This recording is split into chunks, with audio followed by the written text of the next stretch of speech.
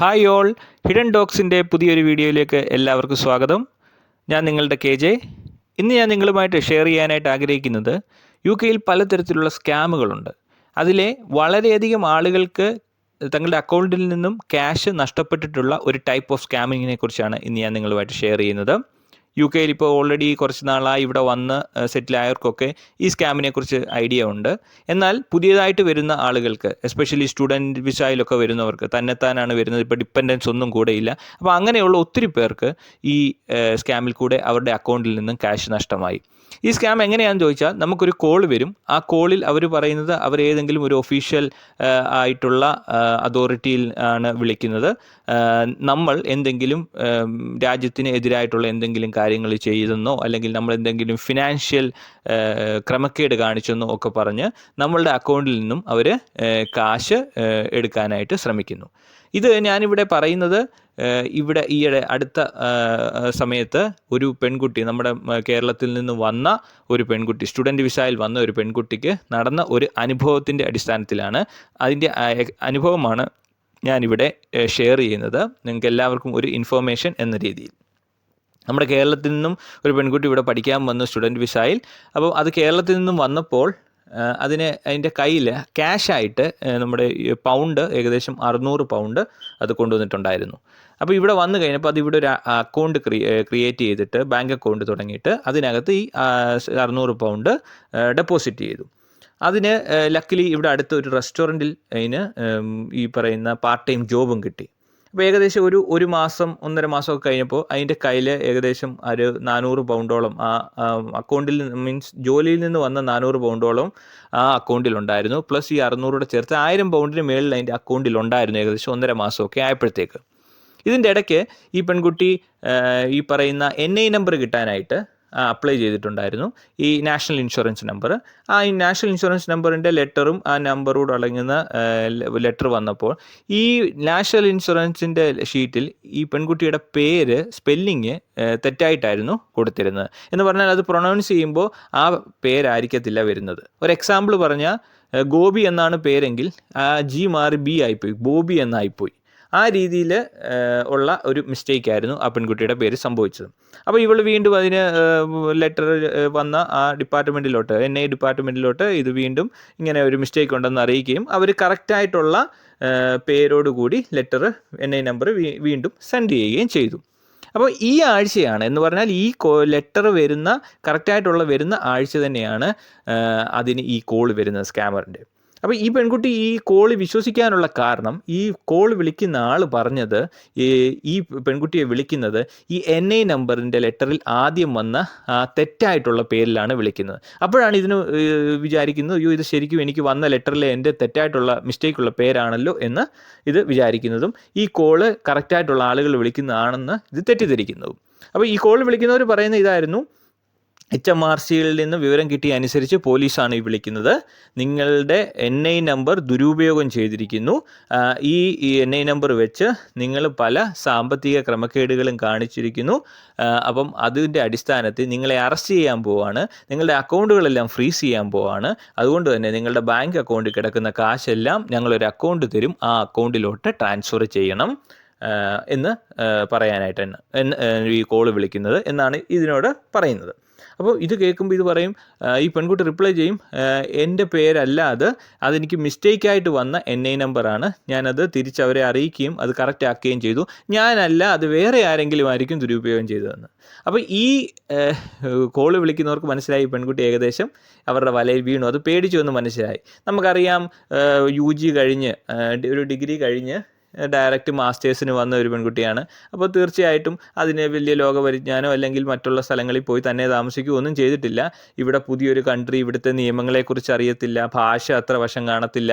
അപ്പം എന്താണ് ചെയ്യേണ്ടതെന്നോ അല്ലെങ്കിൽ റിലേറ്റീവ്സോ ഫ്രണ്ട്സോ ഒന്നും തന്നെ ഇവിടെ ഇല്ല. ഫ്രണ്ട്സൊക്കെ എന്ന് പറഞ്ഞാലും 1.5 മാസം ആയിട്ടുള്ളൂ ഇവിടെ. അപ്പം അത്ര വലിയ ഡീറ്റെയിൽസോ കോണ്ടാക്റ്റോ ഒന്നും ഇതിനില്ല. അപ്പോൾ ഇത് തിരിച്ച് പറയും ഞാനല്ല എന്ന് പറയുമ്പോൾ ഇവർ ഇതിനോട് വളരെയധികം ക്വസ്റ്റ്യൻസ് അങ്ങോട്ട് ചെയ്യും. എന്ന് പറഞ്ഞാൽ ഇതിൻ്റെ പേര് കറക്റ്റായിട്ടുള്ളത് എന്താണ്, ഇതിൻ്റെ date of birth, bank details, bank കാർഡിലെ നമ്പറുകൾ, ഇങ്ങനെയുള്ള കാര്യങ്ങളെല്ലാം ഇവർ ചോദിച്ച് മനസ്സിലാക്കും. അപ്പം ഇതിനോട് പറയും ഈ അക്കൗണ്ടിലോട്ട് ക്യാഷ് ട്രാൻസ്ഫർ ചെയ്യാൻ പറയുമ്പോൾ ഈ കുട്ടി സമ്മതിക്കത്തില്ല. ഇല്ല, പോലീസ് ആണെങ്കിലും ഞാൻ ക്യാഷ് ട്രാൻസ്ഫർ ചെയ്യത്തില്ല എന്ന് പറയും. അപ്പം ഈ പോലീസ് എന്ന് പറയുന്ന ഇവർ വിളിച്ച ഈ സ്കാമേഴ്സ് തിരിച്ചിവരോട് സംസാരിക്കും. അപ്പം നിങ്ങൾ തന്നെയാണ് ഇത് ചെയ്തതെന്ന് ഞങ്ങൾക്ക് ഉറപ്പാണ്, അതുകൊണ്ടാണ് നിങ്ങൾ ഇത് ചെയ്യാത്തത്, ഞങ്ങൾ നിങ്ങളുടെ കാശ് എടുക്കാനൊന്നും വിളിക്കുന്നവരല്ല എന്ന് പറഞ്ഞാൽ അവർ വളരെയധികം ചൂടാവും. അപ്പോൾ ഈ പെൺകുട്ടി വളരെയധികം വിഷമിക്കും, അത് കരച്ചിലിൻ്റെ വക്കിലേക്ക് എത്തും, എന്താണ് ചെയ്യേണ്ടത് അറിയാൻ വയ്യാതെ. അപ്പോൾ ഇത് പറയും, ഈ സ്കാമേഴ്സ് ഈ പെൺകുട്ടിയോട് സംസാരിക്കും, നിങ്ങളുടെ ട്രാൻസാക്ഷൻ ഡീറ്റെയിൽസ് എല്ലാം ഞങ്ങൾക്ക് മനസ്സിലാക്കാൻ വേണ്ടി നിങ്ങളുടെ ബാങ്ക് ആപ്പിൻ്റെ പിൻ നമ്പർ പറയാൻ പറയും. നമുക്കറിയാം ഇവിടെ ബാങ്കിൻ്റെ ആപ്പ് നമ്മൾ ഡൗൺലോഡ് ചെയ്ത് കഴിയുമ്പോൾ അതിനൊരു പാസ്വേഡ് കാണും, പിൻ പ്രൊട്ടക്റ്റഡ് ആയിരിക്കും. അത് 4 ഡിജിറ്റോ 5 ഡിജിറ്റോ ആയിരിക്കും, ഡിപ്പെൻഡ്സ് ഓൺ ബാങ്ക്. അപ്പം ഈ പെൺകുട്ടി ഓർക്കും, ബാങ്കിൻ്റെ പിൻ നമ്പർ പറഞ്ഞു കൊടുത്തുകൊണ്ട് ഇതിൻ്റെ കാശ് പോകത്തില്ലല്ലോ, കാരണം ഇതിൻ്റെ ഫോണിലല്ലയോ ഈ ആപ്പ് കിടക്കുന്നത് എന്നുള്ള ഒരു ചിന്തയിൽ ഈ പെൺകുട്ടി പിന്ന് പറഞ്ഞു കൊടുക്കും. പറഞ്ഞു കൊടുത്തു കഴിയുമ്പോൾ ഇതിനൊരു പേടി തോന്നും. ഇത് ആ സമയത്ത് തന്നെ അതിൻ്റെ ബുദ്ധിയിൽ ഈ ആപ്പ് ഓപ്പൺ ആക്കും. ആ സെയിം ടൈമിൽ ഇത് മനസ്സിലാക്കും ഇതിൻ്റെ ഫുള്ള് ക്യാഷും പോയി എന്ന്. നെക്സ്റ്റ് മന്തിലെ റെൻറ്റ് കൊടുക്കാനും ചിലവിനും ഒക്കെ ആയിട്ട് അത് പറഞ്ഞത് എങ്ങനെയാണെന്ന് ചോദിച്ചാൽ, അത് ഫുഡ് പോലും നേരെ ചൊവ്വേ കഴിക്കാതെ ഉണ്ടാക്കി വെച്ച കാശാണ് ഈ 1000 പൗണ്ട് എന്ന് പറഞ്ഞു. അപ്പം അത് വളരെ വിഷമത്തോടു കൂടിയാണ് ആ സംഭവം എന്നോട് വിവരിക്കുന്നത്. അപ്പം ആ കാശാണ് ഇവർ എടുത്തുകൊണ്ട് പോയത്. അപ്പോൾ ഇത് പിന്നെ ഇതിൻ്റെ ഫ്രണ്ട്സിനോട് പറയുന്ന ഉടനെ തന്നെ ആ സമയത്ത് തന്നെ കോൾ കട്ടാവുകയും ചെയ്തു. ആ സമയം അത് കഴിഞ്ഞ ഉടനെ തന്നെ ഇത് ഫ്രണ്ട്സിനോട് പറയുന്നു. ഇവരുടനെ തന്നെ ആ ബാങ്കിലേക്ക് പോകുന്നു. ഇവർ ബാങ്ക് ആപ്പ് ഫോണിൽ ഡൗൺലോഡ് ചെയ്തതേ ഉള്ളൂ. അപ്പോൾ ബാങ്കിൽ അപ്പോയിൻമെൻറ്റും ഒക്കെ എടുക്കണം. പക്ഷേ അവിടെ ചെന്ന് പറയുമ്പോൾ ഈ ബാങ്കിലുള്ളവർ പറയും ആദ്യം പോലീസ് സ്റ്റേഷൻ റിപ്പോർട്ട് ചെയ്യണമെന്ന്. ഉടനെ തന്നെ ഇവർ പോലീസ് സ്റ്റേഷനിലേക്ക് പോകുന്നു. വളരെ നല്ല ഒരു കാര്യമായിരുന്നു അവിടെ സംഭവിച്ചതെന്നും ഇവരൊക്കെ വേണ്ട കാര്യങ്ങളെല്ലാം അവർ ഡീറ്റെയിൽഡ് ആയിട്ട് നോട്ട് ചെയ്തെന്നും ഒക്കെ ഈ പെൺകുട്ടി പറയുന്നത്. അവർ പറയുന്നത്, ഒരു കാരണവശാലും HMRCയിൽ നിന്നോ അല്ലെങ്കിൽ ഈ പറയുന്ന ബാങ്കിൽ നിന്നോ ഒന്നും നിങ്ങളെ വല്ല പോലീസ് ആണെങ്കിൽ പോലും ഒരാളെ കോൾ ചെയ്ത് അവരുടെ ബാങ്ക് ഡീറ്റെയിൽസ് ചോദിക്കുക ഒന്നും ചെയ്യത്തില്ല എന്ന് പറയുന്നു. അവർ വേണ്ടതെല്ലാം ചെയ്യാൻ ബാങ്കിലും പോയി കാര്യങ്ങളെല്ലാം പറയാൻ പറയുന്നു. അപ്പോൾ ഈ വീണ്ടും ഇവർ ബാങ്കിലേക്ക് ചെല്ലുന്നു. ബാങ്കിൽ ഈ കാര്യങ്ങൾ പറയുന്നു. അപ്പോൾ ഈ ബാങ്ക് അധികൃതർ ഇത് തന്നെയാണ് പറയുന്നത്, ഒരു കാരണവശാലും അവർ കോൾ ചെയ്യത്തില്ല എന്ന്, അവർ ഇൻവെസ്റ്റിഗേഷൻ നടത്താമെന്നും എന്തെങ്കിലും ഇത് കിട്ടിയാൽ ഈ കാശ് തിരിച്ച് മേടിച്ചു തരാൻ ശ്രമിക്കാമെന്നും പറയുന്നു. ഓർക്കുക, 1-1.5 മാസക്കകമാണ് ഈ പോലീസ് സ്റ്റേഷനും ബാങ്കും ഇവിടെ എല്ലാം ഇവർ കയറേണ്ടതായിട്ട് വന്നത് ഈ ഒരു പ്രശ്നം കൊണ്ട്. എന്തോ ഭാഗ്യം 48 മണിക്കൂർ കഴിഞ്ഞപ്പോഴത്തേക്ക് ഇതിൻ്റെ അക്കൗണ്ടിൽ ഈ കാശ് തിരിച്ചു വരും. ഇത് വളരെയധികം സന്തോഷിച്ചു. പക്ഷേ അത് അല്പസമയം മാത്രമേ ആ സന്തോഷം നീണ്ടു നിന്നുള്ളൂ. അടുത്ത 24 മണിക്കൂറിനകം വീണ്ടും ഈ കാശ് അതിൻ്റെ അക്കൗണ്ടിൽ നിന്നും പോയി. അപ്പോൾ ഇത് വീണ്ടും ബാങ്കിനെ കോൺടാക്ട് ചെയ്യുന്നു. അപ്പോൾ ബാങ്കിൽ നിന്ന് ഇതിന് കിട്ടിയ മറുപടി എന്താണെന്ന് ചോദിച്ചാൽ, ഈ ട്രാൻസാക്ഷൻ ജെന്യുവിൻ ട്രാൻസാക്ഷൻ ആണെന്നാണ് അവർക്ക് മനസ്സിലായി. എന്ന് പറഞ്ഞാൽ ഈ പെൺകുട്ടി അയച്ചു കൊടുത്തതുപോലെയാണ് ഇവർക്കിത് മനസ്സിലാകുന്നത്. കാരണം ഇത് ഈ പിൻ നമ്പറും പറഞ്ഞു, ഇതിൻ്റെ ഡീറ്റെയിൽസും എല്ലാം പറഞ്ഞു. ആ സമയത്ത് അവർ അവിടുന്ന് എടുത്തതെങ്കിലും ഇത് അയച്ചു കൊടുത്ത പോലെയാണ് ഇവർക്ക് ഇതിൽ ഇൻവെസ്റ്റിഗേഷനിൽ നിന്ന് മനസ്സിലായതെന്നും, അപ്പം ഇത് അതുകൊണ്ട് തന്നെ ഇവർക്ക് ആ അക്കൗണ്ടിൽ നിന്ന് തിരിച്ചെടുത്തു തരാൻ പറ്റത്തില്ല എന്നും. ചുരുക്കത്തിൽ പറഞ്ഞാൽ ഇതിൻ്റെ കാശ് നഷ്ടമായി. ഇതിനിതുവരെ ഈ കാശ് തിരിച്ചു കിട്ടിയിട്ടില്ല.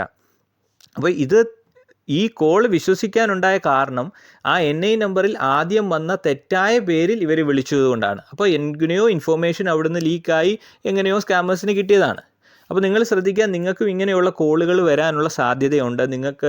നിങ്ങളുടെ എന്തെങ്കിലും ഇങ്ങനെയുള്ള കാര്യങ്ങൾ വെച്ചായിരിക്കും അവർ പിടിക്കുന്നത്. അപ്പോൾ അതായിരിക്കും നിങ്ങൾ സ്ട്രൈക്ക് ചെയ്യുന്നതും ഇത് ജെനുവിൻ ആണെന്ന് മനസ്സിലാക്കുന്നതും. പക്ഷേ ഒരിക്കലും അങ്ങനെ കോള് നിങ്ങൾക്ക് ഒരിക്കലും ഒഫീഷ്യൽ ഒരു അതോറിറ്റിയിൽ നിന്നും വരികയില്ല. HMRC ആണെങ്കിലും അല്ലെങ്കിൽ പോലീസ് ആണെങ്കിലും ഒക്കെയും ഒരിക്കലും നിങ്ങളെ കോൾ ചെയ്ത് നിങ്ങളുടെ കാര്യങ്ങൾ ചോദിക്കത്തില്ല. HMRCയുടെ ഒഫീഷ്യൽ ലെറ്റേഴ്സാണ് നിങ്ങളുടെ ടാക്സിനും മറ്റ് കാര്യങ്ങൾക്ക് നിങ്ങളുടെ വീട്ടിലേക്ക് വരുന്നത്. അല്ലെങ്കിൽ HMRCയുടെ ആപ്പുണ്ട്, ആ ആപ്പിനകത്താണ് നിങ്ങൾക്ക് നിങ്ങളുടെ കാര്യങ്ങൾ കാണാൻ സാധിക്കുന്നത്. അല്ലാതെ തന്നെ ഇവിടെ ഒരു അതോറിറ്റി നിങ്ങളെ വിളിച്ച് ഈ പറയുന്ന ബാങ്ക് ഡീറ്റെയിൽസും കാര്യങ്ങളും അക്കൗണ്ടിലോട്ട് കാശ് അയക്കണമെന്ന് പറയുകയോ ഒന്നും ചെയ്യത്തില്ല.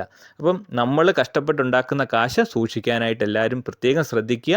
ഇങ്ങനെയുള്ള സ്കാമുകൾ വളരെയധികം ഇവിടെ നടക്കുന്നുണ്ട്. അതിൽ ഇനിയും നിങ്ങളുടെ കാശ് നഷ്ടപ്പെടുത്താതിരിക്കാനായിട്ട് ശ്രദ്ധിക്കുക. അപ്പോൾ ഇതൊരു ഇൻഫോർമേഷന് വേണ്ടി ഞാൻ ഷെയർ ചെയ്തു എന്ന് മാത്രം. അപ്പം ഇനി ഇങ്ങനെയുള്ള ഇൻഫോർമേറ്റീവ് വീഡിയോസ് നിങ്ങൾക്ക് കാണണമെന്ന് ആഗ്രഹമുണ്ടെങ്കിൽ എൻ്റെ ചാനലൊന്ന് സബ്സ്ക്രൈബ് ചെയ്യുക, ബെൽ ബട്ടൺ ഇനേബിൾ ചെയ്യുക. അപ്പോൾ അടുത്ത വീഡിയോ ഇടുമ്പോൾ നിങ്ങൾക്ക് നോട്ടിഫിക്കേഷൻ വരുന്നതായിരിക്കും. അപ്പം ഇനിയും ഒരു പുതിയ വീഡിയോയുമായിട്ട് വരുമ്പോൾ എല്ലാവരെയും കാണാം. അതുവരെ എല്ലാവർക്കും bye. Thank you all. Thank you for watching.